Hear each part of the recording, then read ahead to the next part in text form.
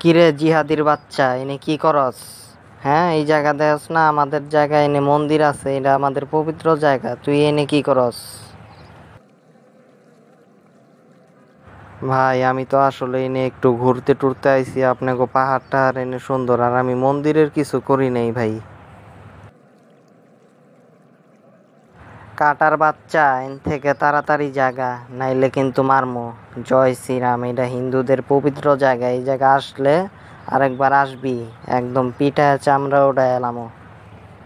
দাদা, আওয়ামী লীগ সরকারের পতন হইছে, শেখ হাসিনা পালাইছে। ও তাই নাকি? হাসিনা পালাইছে? আচ্ছা ঠিক আছে।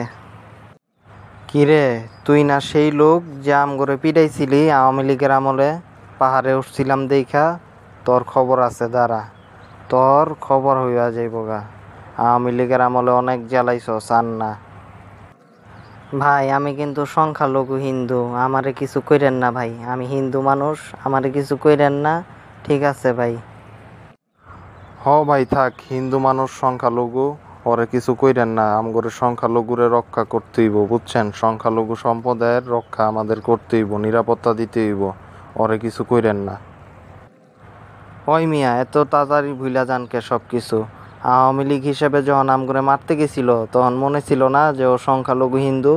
এখন সংখ্যালঘু কইতাছেন না? তাহলে ওই বিচার করবো কে? বিচার করতে হইব। এত সংখ্যালঘু সংখ্যালঘু কইরেন না মিয়া। আমগরে কিন্তু পিটাইছিল আওয়ামী লীগের ব্যানারে, মনে আছে? পাহাড়ে পর্বতে আমগরে পিটাইছে, বলছিল উগ্রবাদী স্লোগান দিয়ে আমগরে পিটাইছে। এগুলির বিচার আমরা পাবো না? বেশি কথা কন মিয়া। আপনি অবশ্য ঠিক কইছেন, আসলে এরা আমগরে মারছে, তবে এদেরকে বিচার করবো আইনি প্রক্রিয়ায়, বুঝছেন? টেনশন কইরেন না, এদেরকে গ্রেপ্তার করা হইব, বিচার করা হইব, তবে আমরা গায়ে হাত দিব না।